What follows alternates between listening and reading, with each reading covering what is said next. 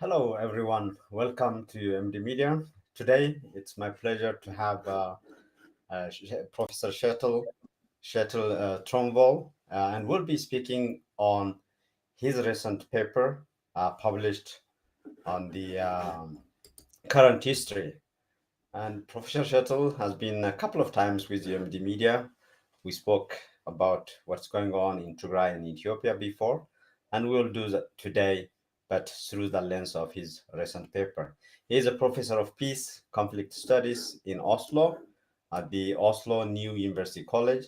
He is also the director of Oslo Analytica, a political anthropologist, and has written, researched a lot about the Horn of Africa in general, Eritrea, Tigray, Ethiopia in particular. So the current history is a journal that publishes 9 times a year, I guess, based on the information on the journal website, and it's about current history. So the recent issue in May, it published a number of articles on Africa, and one of the papers is the Ethiopian War by Professor Shetel Tromval. Actually, I checked before we came on air that it's also the top uh, read, the most read article in this issue. So, talking about war in Ethiopia, people are talking about, the media analysts are talking about the war in Tigray. But you are expanding this scope into the four wars. We'll be talking about that shortly, which are these and so on. But why, to start with, why did you feel it's important to see the bigger picture when it comes to wars in Ethiopia? Professor Trombo? Thank you, Gitacho, and thank you for inviting me back to your show. Well, I think it is important to understand the broader context of political transition in Ethiopia in general, and certainly so, it is also important to understand the various conflict dynamics occurring in Ethiopia, both in the sense to make to create awareness of the complexities of the conflict, to create awareness about the grievances of the people affected by war, um, which is not only in Tigray as you mentioned, and also I felt the need to what can I say, enlighten a general international audience about the complexities of the civil wars occurring in Ethiopia, and in particular to inform, if I may use that term, the various international peace envoys to the situation. The US, the EU, the AU, and other bilateral initiatives who have addressed and tried to negotiate or tried to present solutions to the ongoing war, they have more or less all only addressed the Tigray federal government conflict dynamic, overlooking or ignoring or being unaware of the much broader field of civil wars ongoing in Ethiopia. And in my view, in order to try to present some kind of solutions, or at least to act as a mediator to these conflicts, you need to understand them, you need to know about them, and you need to know about the details of not only the belligerent parties to the various wars, but the histories of these individual wars which are happening, because they are all rooted in different political historical contexts. They have a different local perceptions to what they are fighting for and about, and different political objectives of the belligerent parties. So in order to try to present some kind of mediation alternatives to the Ethiopian actors, government, public at large, well, you need to address these wars separately, because there is no one size fits all solution to these conflicts. They are distinct, and they have a distinct prehistory, and they have a distinct objectives, and hence you need to have a distinct solution to them in order to settle it. So that was my motivation, so to say. I was a bit frustrated about how the international media and international community and the international peacemakers in particular were addressing the multifaceted challenges Ethiopia is facing when it comes to its many civil wars.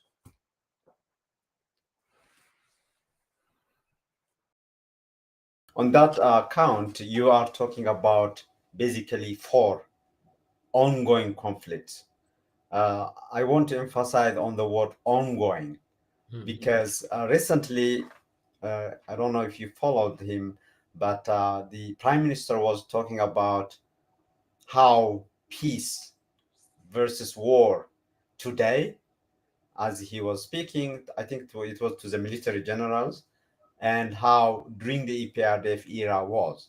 And he was saying basically there is no difference except that we are exaggerating it through social media and so on. So you can, speak to that subject matter as well. But what's important is maybe, like you said, going deep into the tactical, strategic interests, objectives of the parties and the history of this. So you're talking basically about 4 wars.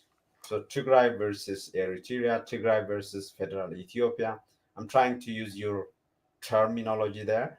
And then the Oromo versus Federal Ethiopia, Federal Government of Ethiopia, and then the Tigray Amhara, and so on. So, like you said, the focus has been about Tigray versus all that are taking part in that war.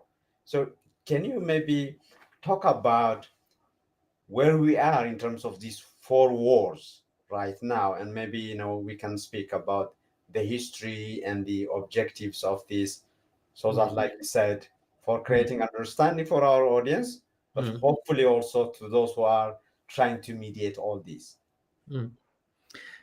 Yes, and let me stress that the 4 wars I am outlining in these articles are the key or the main conflict dynamics occurring today. There are also a lot of other conflict dynamics which can be classified as minor conflicts or more localized conflicts happening at the same time.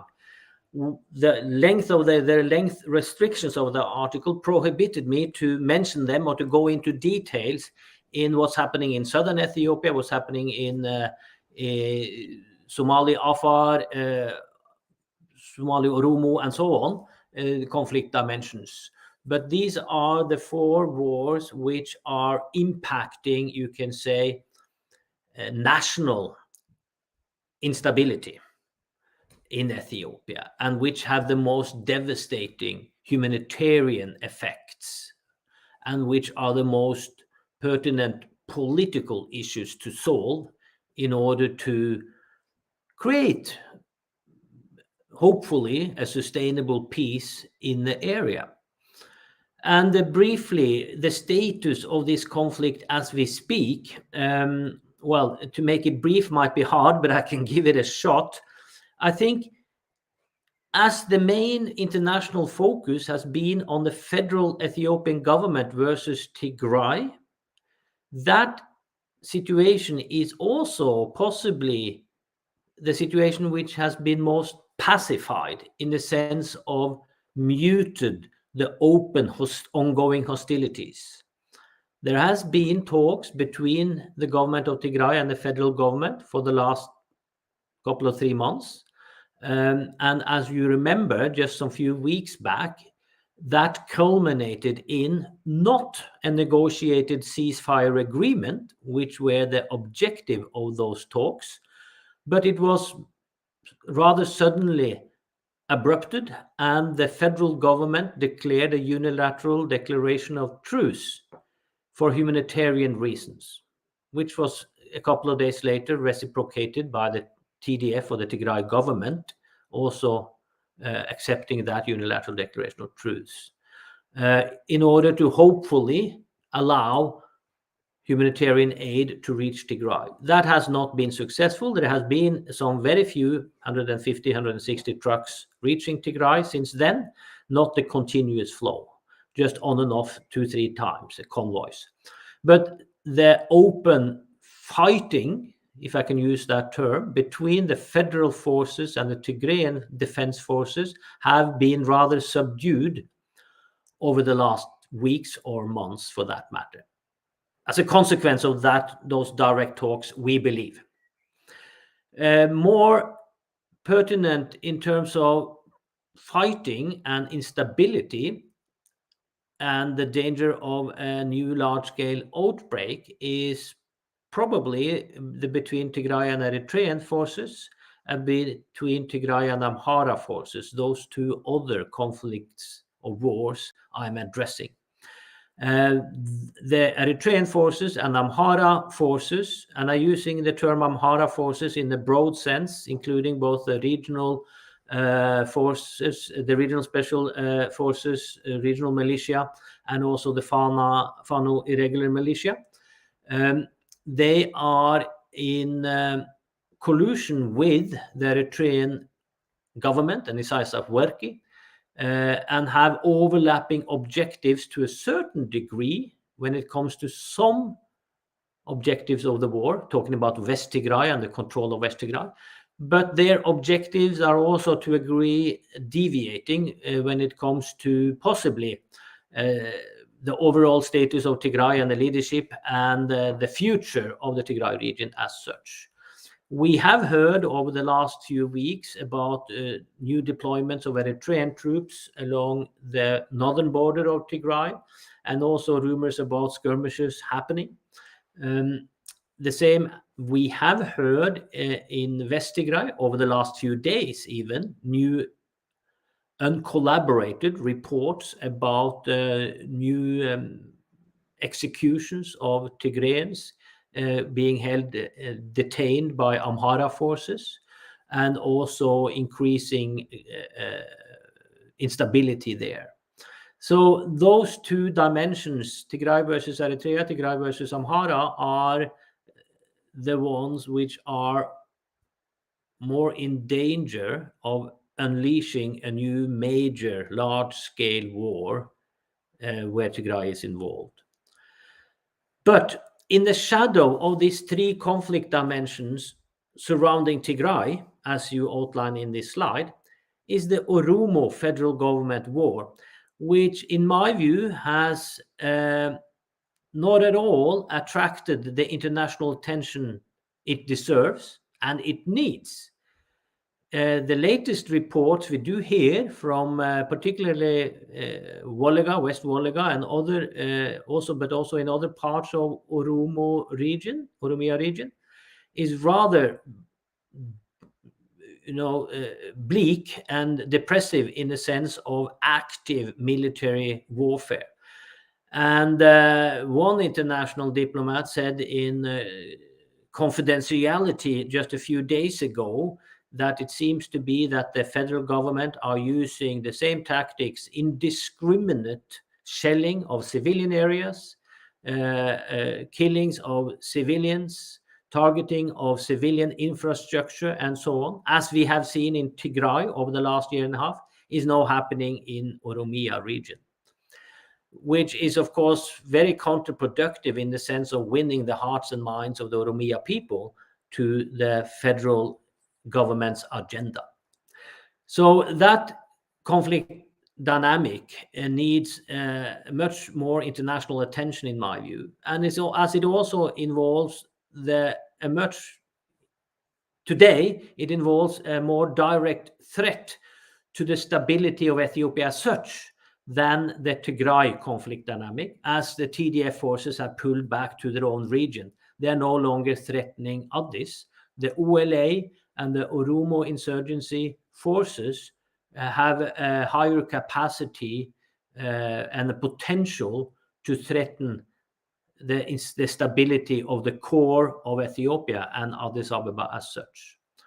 So these are the four conflict I'm talking about addressing in this brief article. But I do hint at another major conflict to come, which are escalating as we speak, so to say, in the sense of building up to become an active war, and that is the Amhara-Oromo conflict dynamic, as we have also seen over the last couple of 3 months. The increasing tensions along their common border, and also, of course, what has happened in Shoa when it comes to the Oromo special zone there. So that will be the fifth major conflict dimension to occur in Ethiopia in the near future if it is not pacified. Interesting. Yeah. So talking about fifths, actually, before we drill into the history and all that, there are people, maybe not a significant number of people, but who are also saying or writing about a possible, I don't know if you can call it war, but between federal government of Ethiopia and Amhara, and possibly even federal government of Ethiopia and Eritrea. How unlikely are these two? Yes, no, that's true, and that's what we see, in Ethiopia today. It is we are edging closer to an implosion of security and stability. That it is a all-out war, all against all, so to say. It is a fragmentation of the alliances we have seen so far being made in the war against Tigray, where in the first phase, the first year, Eritrea, Amhara, and other regional states stood together with the federal government in the offensives against Tigray. That broad alliance have broken up, and it's continuing to wither. And as you say, particularly interesting to follow is the discourse among the Amhara actors and in Amhara region, where it is an increasing level of criticism against Abiy Ahmed's government and how they handle many aspects of politics, but certainly the Tigrayan issue. And you have very central Amhara political actors, particularly among the Fano umbrella register, who are advocating more or less of a breach with the federal government and a more confrontational stand towards the federal government.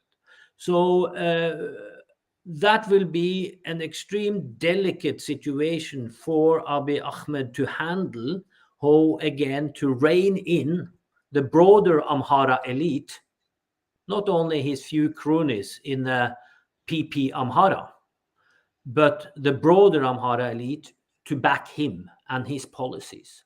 We know that for a number of years, I coordinated an on-the-ground research project in Amhara region before this war erupted in November 2020, where our main findings from fieldworks across Amhara regional states were ordinary people's and local elites' grievances towards the center.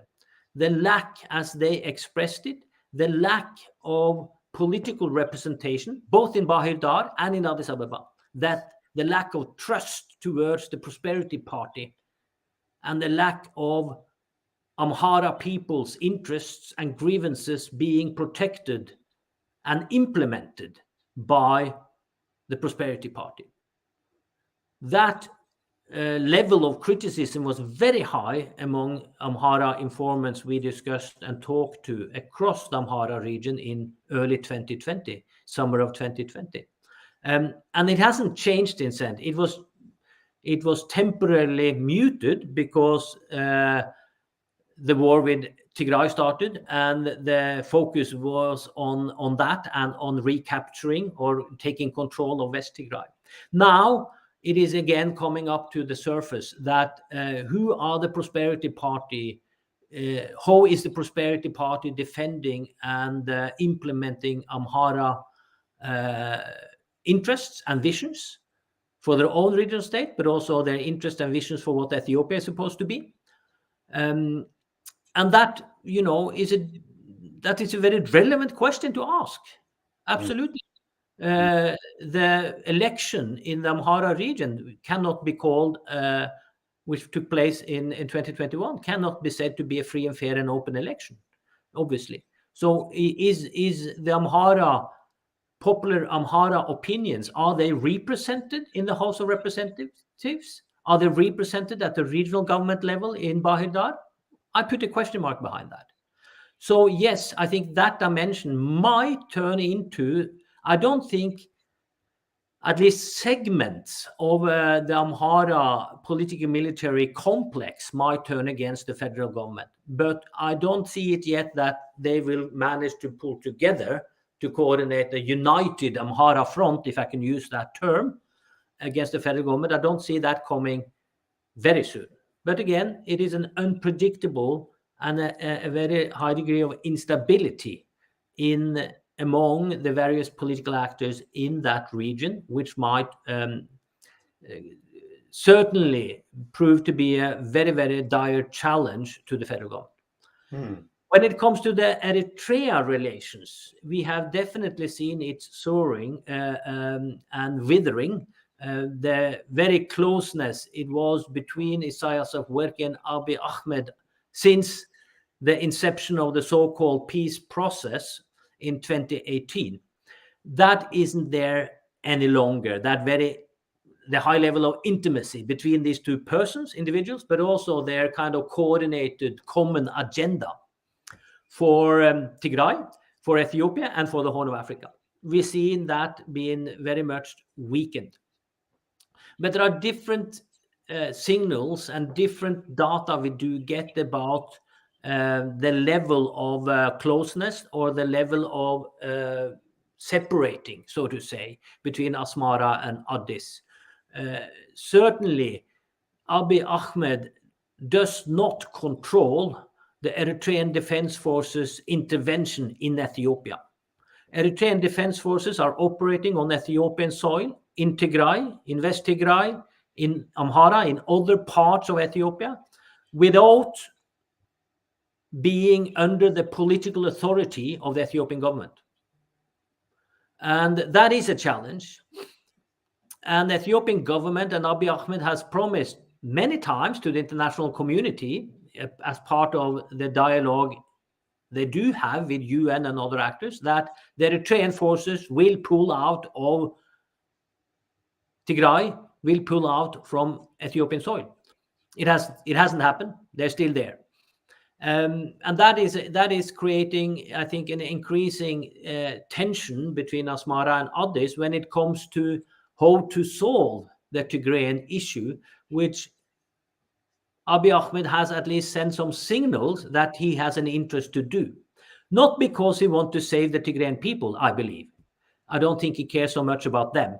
But I think he needs to save the Ethiopian country, because Ethiopia is sinking when it comes to economic challenges, political challenges, military challenges, security challenges. He needs to settle the main conflict dynamic, the main conflict dimension, in order to handle certainly the immediate challenges of economic development and feeding his people, the humanitarian challenges facing Ethiopia. For that, he needs an international assistance. For that, he needs the influx of huge amount of international funding.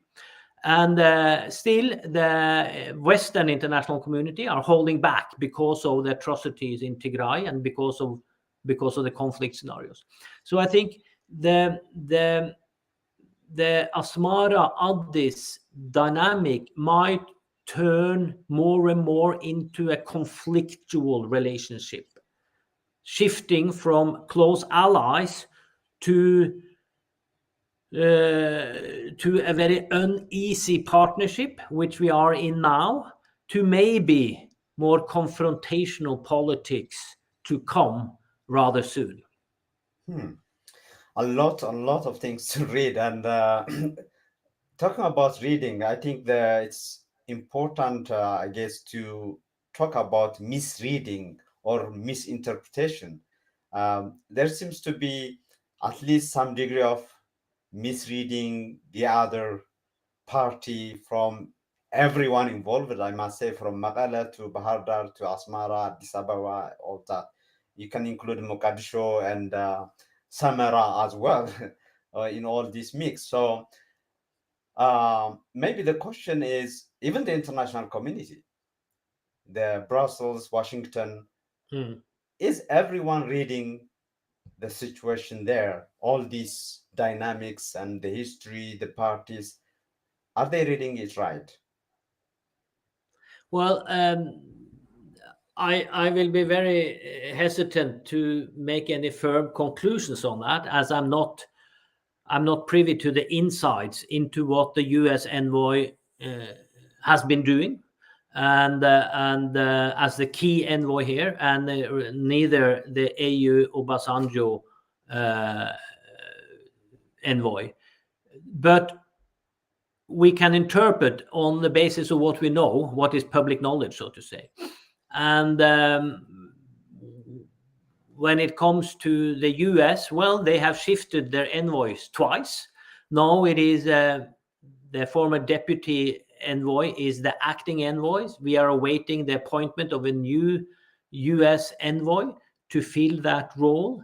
They are, in my view, very much overstretched, because that office has been tasked with the responsibility to follow up both on the Sudan transition and the Sudan political instability, as well as Ethiopia and the more general Horn overview.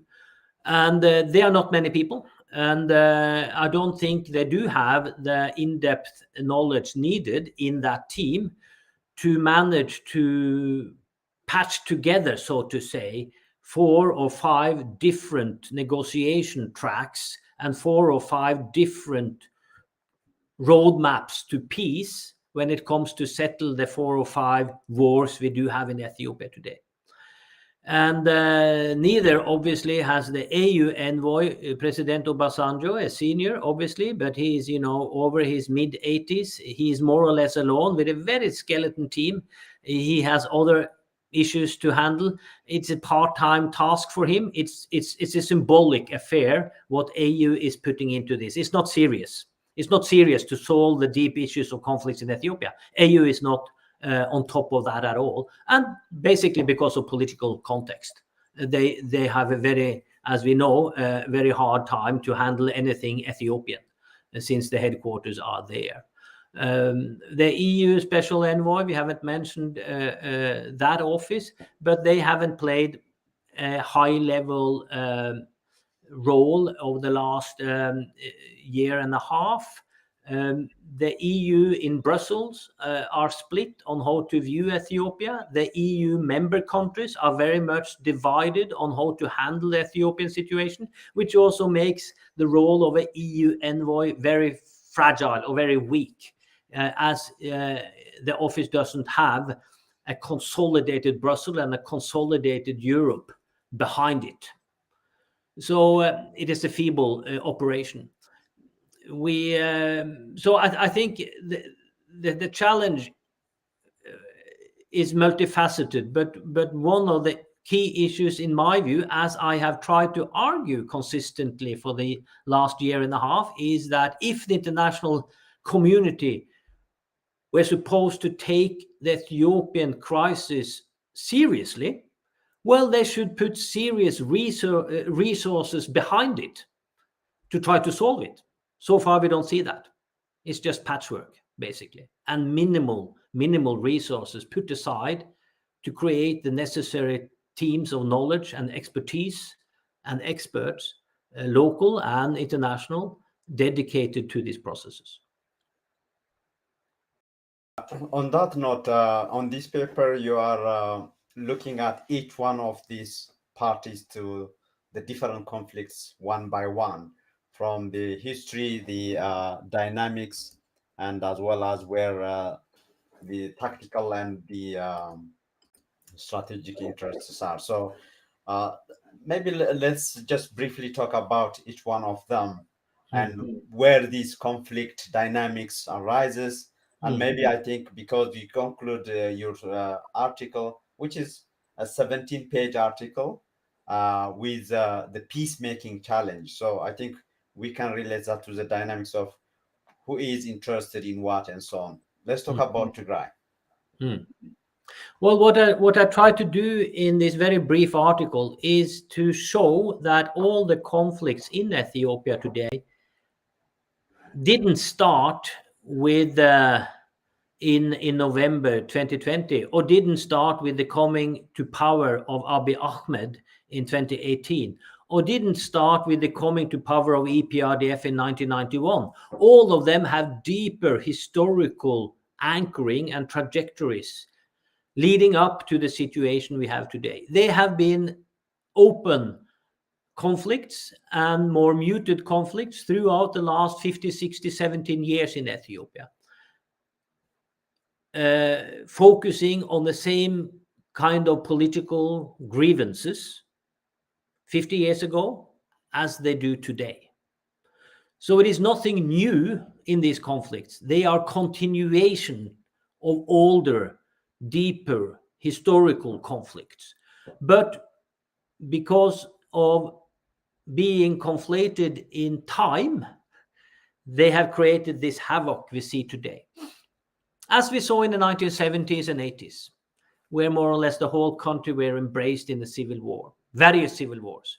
So we are going back to certain similarities in that. The Tigrayan dimension, I'm trying to anchor way back in the sense of how the Tigray nobility were expressing grievances when, you can say, after the death of Emperor Johannes, and where the Shoan elite took over the palace, if I can use that term, and how that sentiment of being marginal, increasingly marginalized during the centralization policies of the 20th century, and particularly after the Second World War, or when the emperor returned to Ethiopia in 1941, and you had the First Wayana Rebellion, and going up then leading to the advent of the TPLF and the Tigrayan resistance in the 70s and 80s. So it is about, you know, the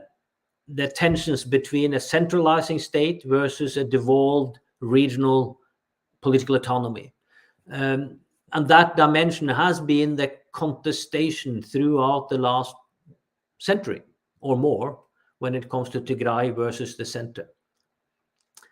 And then being re-articulated or rephrased now after Abiy took power and started again to re-centralize politics in Ethiopia and muting the regional autonomy introduced by TPLF EPRDF in 1991. So I'm trying to draw the historical backdrop to the context we do have today, and I'm calling it, you know, a bit rhetorically, Ethiopia's never-ending war. This war, when it comes to the understanding of Ethiopia, is and should contain as a polity, and what an Ethiopian identity should symbolize and comprise, that is Ethiopia's forever war. It will haunt Ethiopia.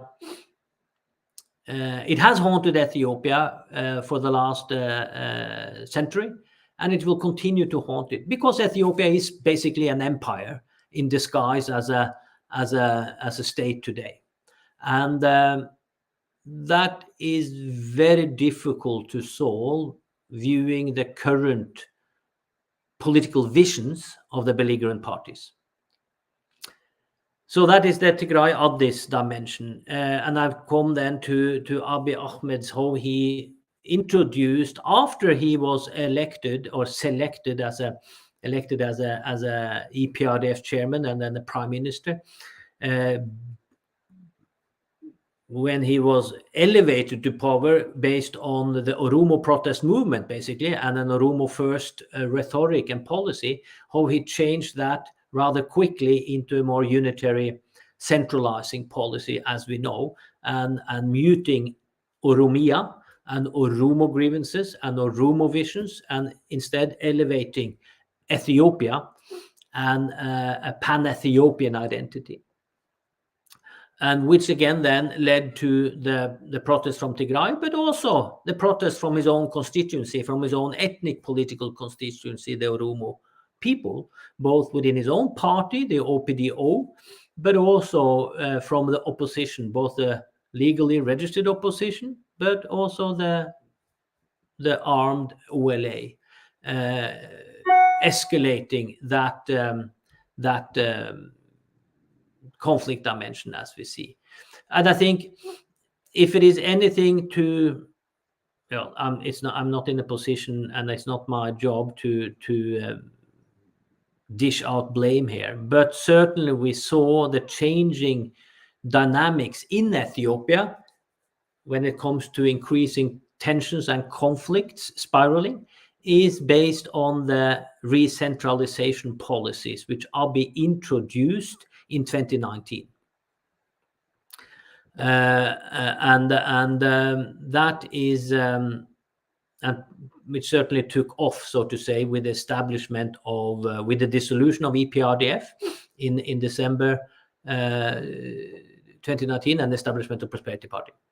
So then the what I hear, as you point out, calling Amhara political ambitions or Amhara ambitions, is also reflecting what's happening at the center, in the sense that the reintroduction of a more centralizing policy, the reintroduction of a more pan-Ethiopian nationalism was resonating very well with certain segments, at least, of the Amhara political elite, which that kind of Ethiopianness had earlier been projected by more Amhara-based political parties. And we remember, at least some of us remember, CUD in 2005 election process, which kind of projected the pan-Ethiopian idea versus the ethnic federalism of EPRDF, and managed to gain huge popularity, not only in Amhara region, but across Ethiopia with that agenda. And that came back again, so to say, that the notion of that, and when Abiy came to power, but then that also opened up for ambitions among Amhara political elites, not only to reorient themselves back to the center of Ethiopia, but also to reorient the Amhara regional state, or the Amhara people's position within the Ethiopian political landscape. And you saw the increase of Amhara political opposition parties rallying in competition with Amhara Prosperity Party, and radicalizing, you can say, Amhara Prosperity Party, making it more nationalistic, and what TPLF would say, more chauvinistic, in the sense of advocating then both territorial ambitions beyond their regional state, West Tigray in particular, South Raya, but also other areas in Oromia, a contested border there, and and in Benishangul, contested territories there. So the idea of repositioning the Amhara constituency as the political bloc to reckon with, and that's natural. I'm not criticizing that. It is the second largest group. It used to be the elite. They still are the elite in terms of economic intelligentsia and so on. So that they would feel the need for stronger ownership of the center is only natural. And certainly that the Amhara people, who had felt an explicit lack of political representation under both EPRDF and Prosperity Party, opened the way for other political opposition parties to grow and to tap into that sentiment, because the Prosperity Party didn't understand, so to say, or didn't manage, because of the centralizing policies of the Prosperity Party. And that's what we see then now, the growing gap between Prosperity Party Addis, or Prosperity Party national level, and Prosperity Party in Amhara region. The most interesting element here is obviously the Eritrean elements, as you're coming to, in the sense that the Eritrean war on Tigray is a continuation of certainly it's a continuation of the 1998-2000 war between Ethiopia and Eritrea, which were basically a war between Tigray and Eritrea in its simpler term, in sense of the territories they fought about. Yes, there were also some territories in Afar region, but the most symbolic ones were in Tigray. But also because of the personal grievances, so to say, between Isaias and then Meles Zenawi and the TPLF leadership at that time. The fact that Ethiopia won that war, Eritrea, Isaias was inflicted a very humiliating defeat. The Eritrean army was collapsing under the last offensive in May-June 2000, and Ethiopian troops were on its march to Asmara. But then it was stopped by Meles Zenawi himself, who ordered them not to go any further, even though the Tigrayan military leadership wanted to go all the way to Asmara at that time. So this is payback. This is Isaias's personal payback to the TPLF and to the Tigrayan elite. But it goes deeper than that. It harks back to a much more deeper contestation between Eritrean highland Tigrinya-speaking elites versus Tigrayan elites. And it goes back to ideological differences between EPLF and TPLF during their war against the Derg in the 70s and 80s in particular. So it is a much more it's a rather complex pattern we see emerging on that. But of course, at the peak of this is Isaias Afwerki. And this is Isaias Afwerki's war on Tigray, and his need for revenge, his need to settle all scores, his need to be on top of it again. Not only on top of Tigray to annihilate the TPLF and the Tigrayan elite, as he is trying to do, as he has tried to do but failed, but his interest also to become the Negus Negast, his interest to become the emperor of Ethiopia, basically, his interest to make Ethiopia weak so he can indirectly rule Ethiopia. Isaias Afwerki has since day one, since May 1991, when he took office in Asmara, has criticized EPRDF's vision for Ethiopia, and has been afraid of the federal system and how that might have a spillover effect on Eritrea. And Isaias Afwerki and EPLF's PFDJ ideologies when it comes to nation building is quite different than what EPRDF was and what Ethiopia is. So this is Isaias Afwerki's final moment to say, what did I say? What have been working towards for 30 years is exactly to create a very chaotic situation in Ethiopia in order for him to play the kingmaker, in order for him to maneuver in this sea of instability. And that's what he has made. Yeah. So I'm pointing to some of these issues in trying to explain Eritrea's direct involvement in the war.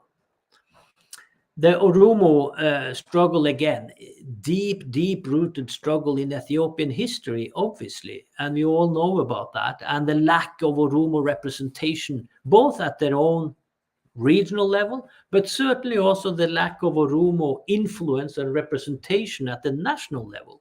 The biggest ethnic group, a huge territory, most productive, fertile territory in the country with a vast number of resources, and still many, at least, of the Urumu political leadership and Urumu people feel that they are not genuinely represented to run their own affairs in Oromia, but certainly not represented at the palace in Addis Ababa to direct the overall vision of what Ethiopia should be and how the Oromo people should be accommodated within that Ethiopia. And of course, OLF's early struggle predates with some few months the TPLF's struggle against the center, and how that has evolved, and with the Kero movement, when we saw the first sign of the resistance, so to say, against EPRDF. The Kero movement, which grew out of the so-called Muslim protest movement we saw originating in Ethiopia in 2012, 2013, if I remember correctly. So that is that also longue durée continuation of the Urumu struggle. And the Urumu struggle will continue until you reach some kind of accommodative framework. But the Urumu people are, as diverse politically as they are culturally, you can say. But we have seen the fluctuation between a strong degree of political autonomy, or the Urumu control of the center, so they can do basically what they want, or if they have lost the center, Urumu secessionism. And today we see an increasing discourse around Oromo secessionism, exactly because, again, the indiscriminate warfare the central government are inflicting upon Oromo people, which is terrible. That's that was a brief outline of some of the issues I touched upon. Yeah. I mean, like I mentioned, this a very short article, like 7 pages, but diving into some of these important issues and the dynamics. So I invite our viewers. It's actually a freely accessible For the article. time being, it will soon close that free access, so be quick. Yeah, exactly. So I will be posting the link here for those who are interested to read that. You can also go to Professor Tromvol's Twitter page, and if you scroll down a bit, you will find that. But let me just talk about before maybe you go to the way out, as you see it, deeper into the Oromo and the Amhara. Maybe we can start with the Oromo. So, as you know, we're talking about Kero and Kera, and at least we know Jawar was a key element in all that, even if it was a massive, popular movement. But we don't hear a lot on that front, and we hear a lot about OLA versus Abiy Ahmed and so on. So how to read what's happening in the Oromo political dynamics or landscape, so to speak. What is your reading of what's going on? OLF, OFC, OLA, and Prosperity Party. Yeah, no, that's a good question. My friend Jawar Mohammed, which you see on the picture here, and Bekle Garba, they were released, as you know, some months ago from prison, and the charges against them were dropped. I think, but they are in Ethiopia trying to possibly trying to re-establish themselves as political operatives under that very much new context in Ethiopia there is now than when they were arrested the summer of 2018. So I think they are careful, and they need to be careful. I don't know the conditions. They have the confidential conditions they have been told. The red lines of you can operate within this box, but don't cross that red line, then you will go in again. I don't know if that has been explicitly told to them, but I agree they are not the public voice they used to be before they were arrested. And the OFC is also maneuvering more carefully as a party. Merera Gudina, their leader, is also in Ethiopia. But I think he is an old-timer when it comes to surviving politics. And I think he understands also the red lines he need to be careful about crossing. The OLA, the so-called illegal terrorist organization, as viewed from the Ethiopian government, has now become the main advocate, if I can use that term, of the Oromo people's aspirations and visions of political self-rule, self-determination, autonomy, which used to be held by OLF, as you know, but the OLF is also very much, as a legally registered political party, is also very much boxed in, and David Ipsa has been de facto in house arrest for a very long time, not being able to operate actively. So again, it is the insurgents movement OLA which are kind of driving that kind of anti-government or critical government discourse. I think there are many of these actors on the civilian side, in OFC, in OLF, and in other Urumu elites, are working actively, but under the radar, in trying to address the very dire situation in Oromia, but also the very serious situation in Ethiopia as such. What it leads to, I don't know. How they will manage to influence Abiy Ahmed, I'm not sure. There are rumors that there are talks to try to sway Abiy back again to a more federalist position, as he started with, and draw Prosperity Party back to a more active multinational federalist position. But we don't see it explicitly stated by Abiy yet. And of course, if he does that, that will only aggravate the Amhara federal government tensions, as we touched upon. The Oromo political landscape has always been very much complex and heterogeneous and difficult to interpret, because it is based on not only political alliances but also religious and regional and clan identities. I wrote an article together with a good colleague, Terje Østebø, a couple of years ago, outlining the Oromo political landscapes and how that aligns with religious, geographic, and clan identities, which might also be interest for some of the audience to look at. Great.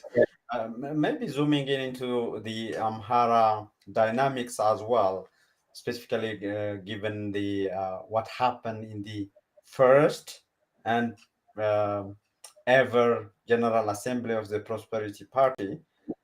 So what Abiy did, some are saying, is that if anything, is weakening the Amhara Prosperity Party. So Adino Gedru Andargacho, Johannes Boyalo, and others are reportedly sidelined, even didn't make it to the Central Committee and so on. So is that something, or is it reading too much in terms of Abiy's, being controlling everything within the Prosperity Party, and he has a say or anything he can do within the Amhara Prosperity Party now?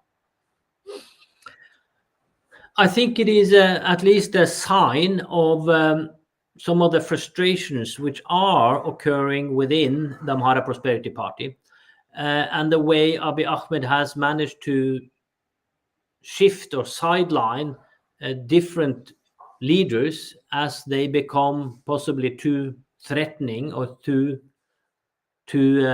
independent-minded. He has shifted them into other positions in the party and from the regional government leadership to other national positions, or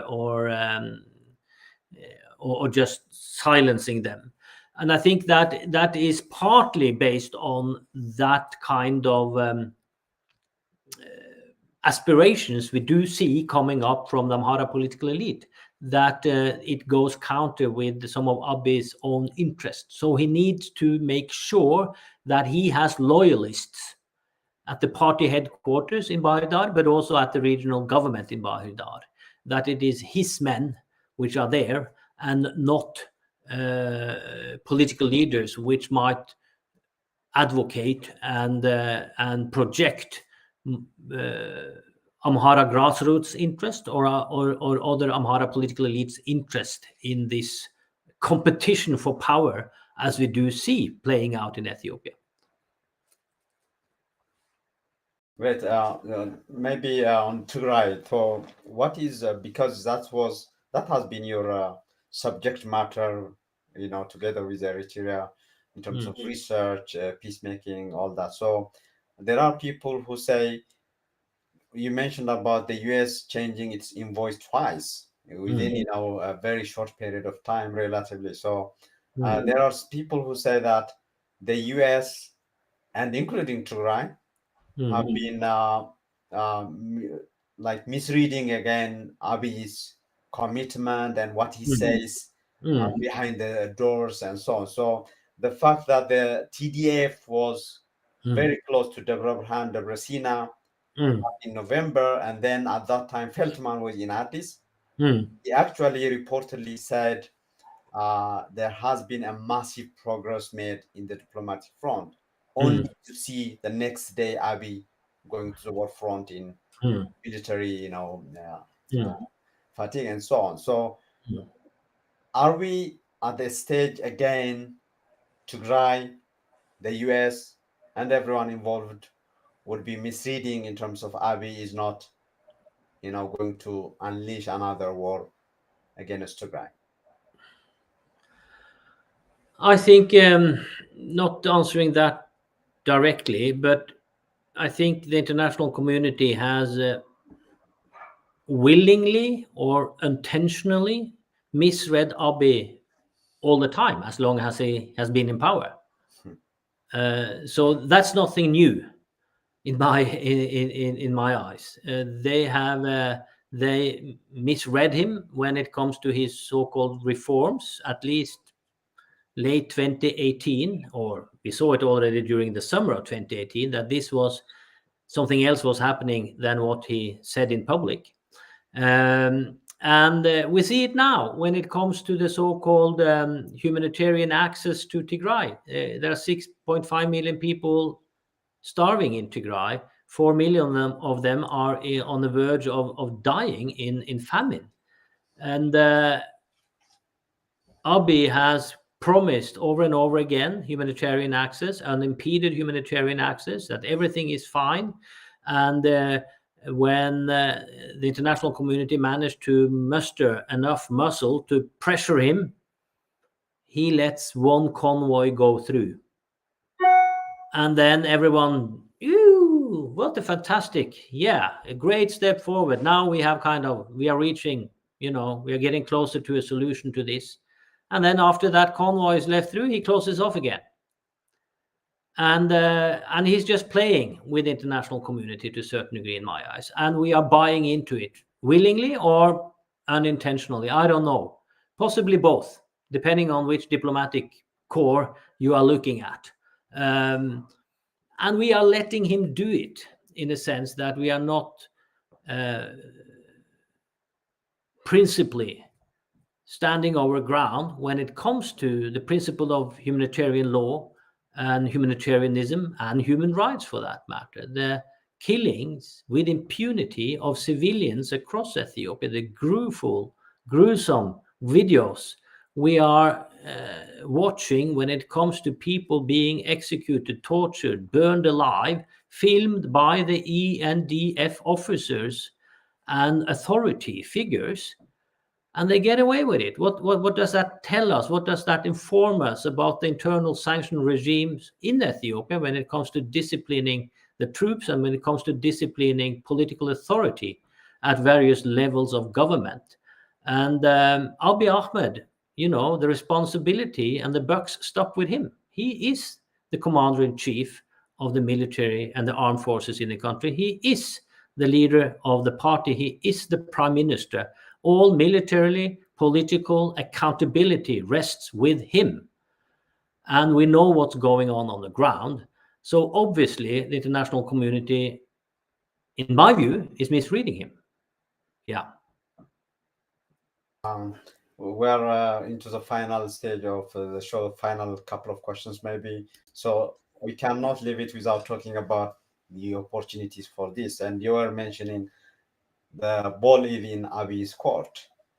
There are people, at least from Tigray, who say that if Tigray Defense Forces were to focus on Adihalo or the palace of Isaias Afwerki, everything would have, the puzzle would do fall into its place.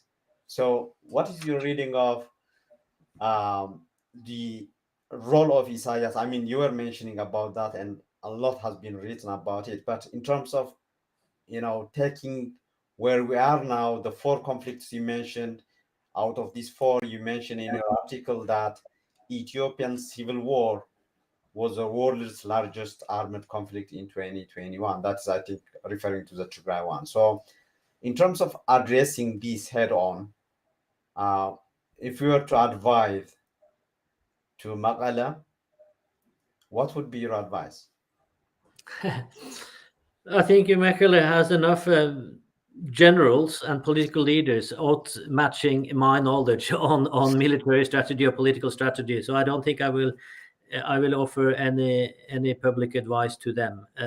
They are obviously pressed into a corner, and I can certainly sympathize with the political military leadership of Tigray uh, on um, on what to do now. They have tried to put their efforts behind a peace dialogue.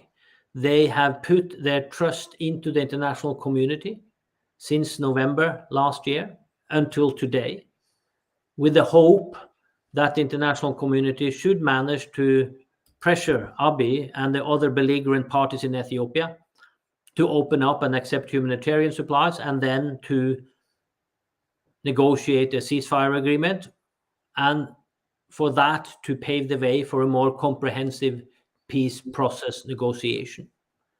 That has failed. At least until today, it has failed. And people are starving to death in Tigray as we speak. So the question for the Tigrayan leadership, obviously, is quite clear. Should we continue to trust in the international mechanisms in order to negotiate a way out of this? Or do we need to take the responsibility in our own hands?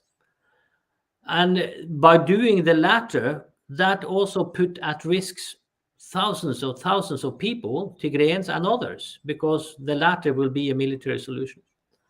And that is the dilemma. And I'm very fortunate that I'm not the person who need to make that decision and take that responsibility. For no matter what you do, people will die, so to say. If they wait and hope for the best through negotiations, people are dying every day in Tigray of hunger. And if they take initiative themselves to solve it, people will die. And the potential, as you said, that either Isaias Afwerki or Abiy Ahmed or the Amhara political leadership will utilize this very vulnerable situation which Tigray people is put under, the hunger, the lack of resources are of course decapacitating their ability to fight in the long term.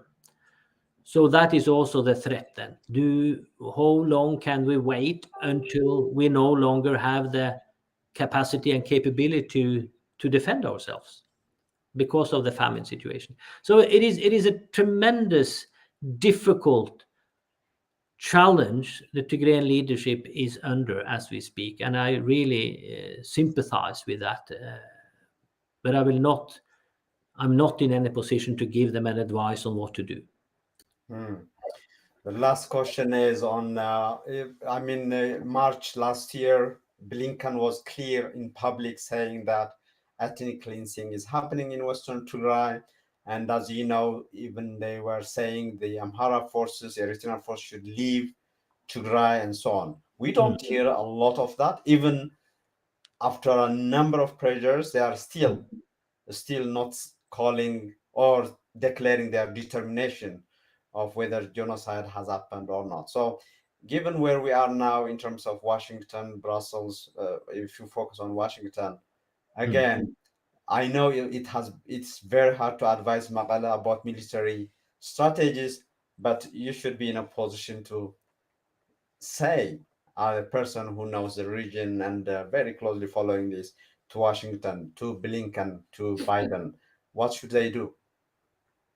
Well, I don't. Well, I can offer my advice to them, but I seriously doubt they will listen to me. Anyway, the what we saw is that the U.S.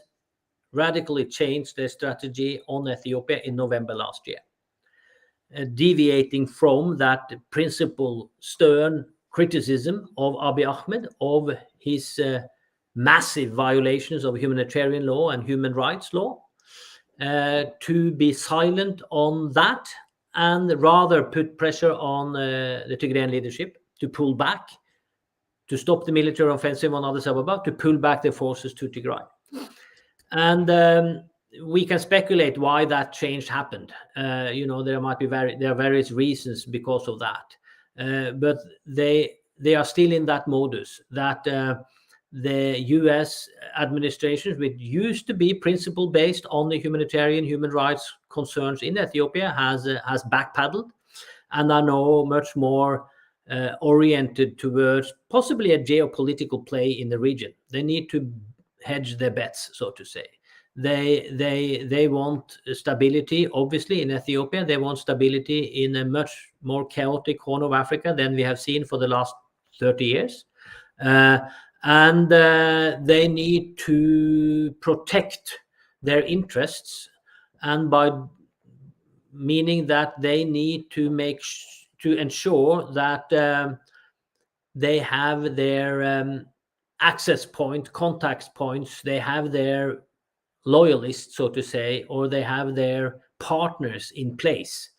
And until anything else happens, the Ethiopian government, as in Abiy Ahmed, is the partner of US.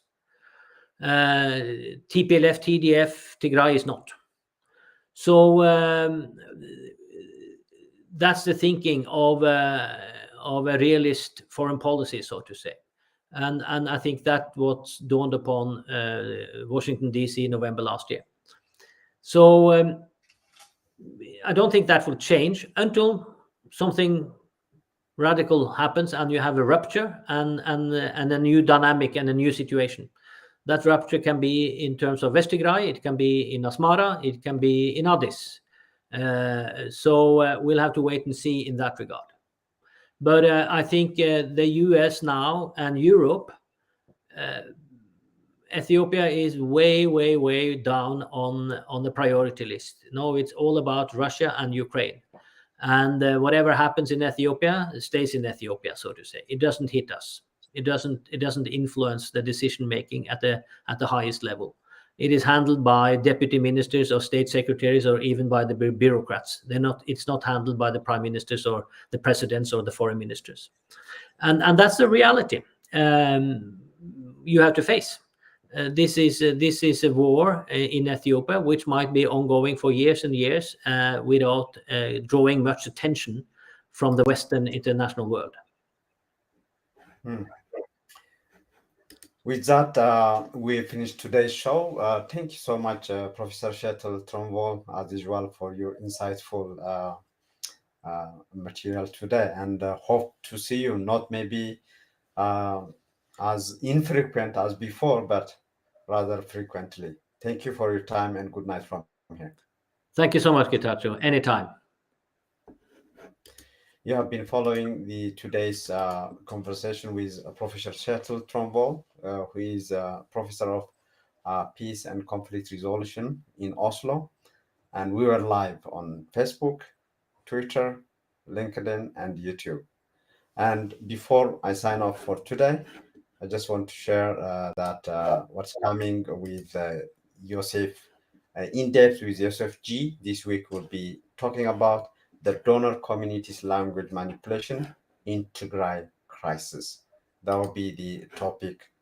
I think I'm sharing a wrong. Yes, this should be the one. Yeah, so in depth with Yosef G. is the donor community's language manipulation in Tigray crisis. That will be Wednesday, 4 p.m. Eastern Time. So tune in with Yosef G. with his weekly in-depth on Wednesday, 4 p.m. Eastern Time. That is for the show for today. Bye.